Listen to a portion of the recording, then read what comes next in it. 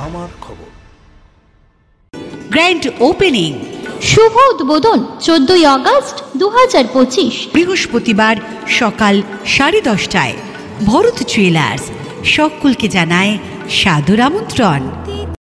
ঝড় বৃষ্টির দুর্যোগময় বিকাল, ঠিক সেই সময় স্বপ্নাদেশ পেলেন এক পড়ুয়া। শিয়ানের শুকবাজারের 250 বছরের পুরনো দুর্গা মন্দিরে ঘটল অলৌকিক ঘটনা। সাদা থানে লাল পায়ের ছাপ আর লাল শালুতে জড়ানো দেবীর পদচিহ্ন। মিলে গেল স্বপ্নাদেশ।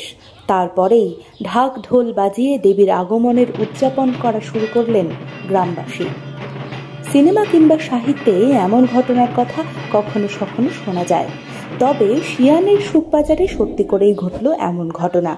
আজ সকাল থেকেই শুরু হয়েছে পূজার্চনা। গ্রামবাসী অনুপ মণ্ডল জানান, তার ভাই রাজদীপ মণ্ডল স্বপ্নাদেশ পান গতকালই। সেই অনুযায়ী ঝড় বৃষ্টি শেষে দুর্গা মন্দিরে এসে এমন অলৌকিক ঘটনা দেখতে পান তারা। পদচিহ্ন থাকা সাদা থানটি যে পুকুরে মায়ের ঘট ভর্তি এবং বিসর্জন করা হয় সেখানেই বিসর্জন করেছেন। তবে লাল শালু জড়ানো পদচিহ্ন প্রতিষ্ঠা করে চলছে পূজার্চনা।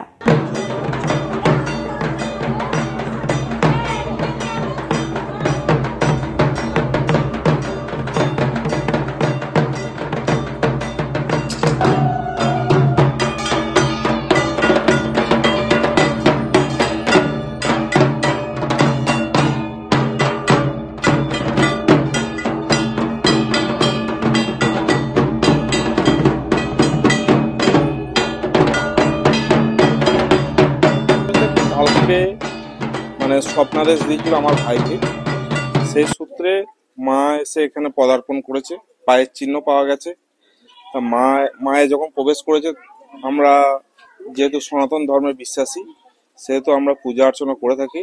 আর এই ঠাকুরটা আমাদের 250 বছরের পুরনো, ওই জন্য আজকে তার আবির্ভাব আবার পুনরায় ঘটানো হলো, যাতে গোটা গ্রামের লোক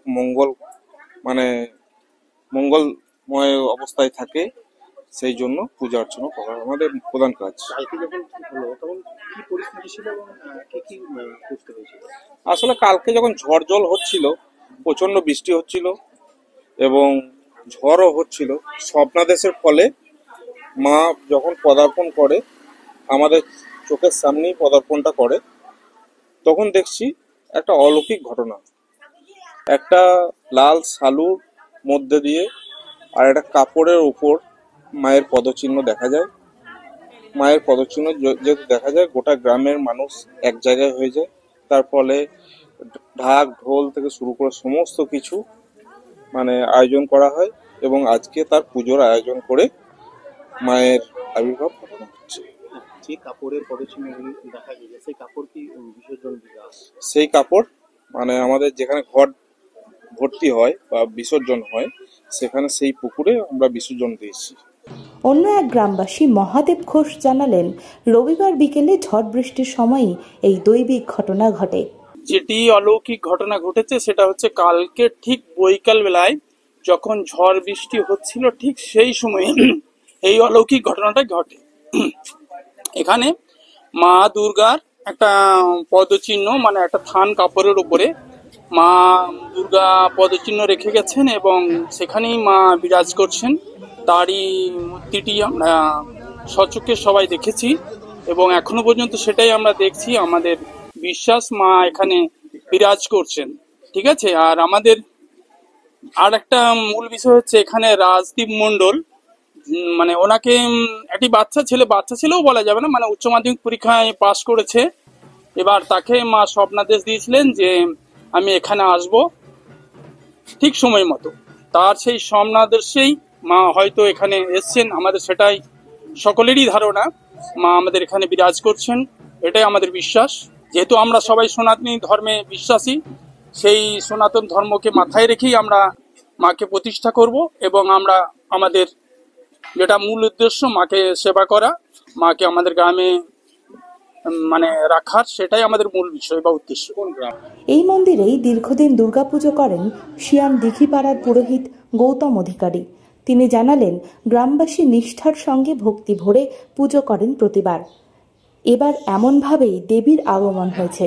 সকলের মঙ্গলার্থে পুজো করছেন তিনি। শুকবাজার এখানে পুজো, দুর্গা পুজো আমি করি, এখান থেকে দুদিন পুজো করছি।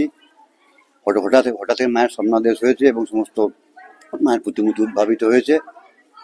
হ্যাঁ, এবং এখানকার এরকম খুব যত্ন করে পূজাটা সব করে। আমাদের হঠাৎ দেখা গেল যে ব্যাপার কালকে গতকাল যেটা হয়েছে ওটা অলৌকিক ঘটনা। এবং আগেও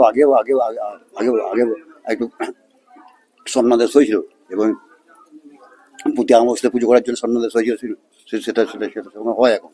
হ্যাঁ, হঠাৎ কালকে আবার দেখছি যে মায়ের স্বর্ণাদেশের জন্য সমস্ত পায়ে আলতা নিয়ে মায়ের মন্দিরে ছোপ পড়েছে, সেই জন্য একটা পুজো আগে হচ্ছে। মূর্তিও দেখলাম, মূর্তিও আছে, ওটা মায়ের পদচিহ্ন। হ্যাঁ, পদচিহ্ন। আর সিংহাসনে একটা দেখলাম লাল কাপড়ে জড়ানো, ওটা ওইটা হচ্ছে পদচিহ্ন। সোনার গহনায় গল্প বলে যাওয়া ভরত জুয়েলার্স, অনুপম স্পর্শের ছোঁয়া, মায়ের স্নেহ, কন্যার সাজ, প্রতিটি রত্নে ভরত জুয়েলার্স।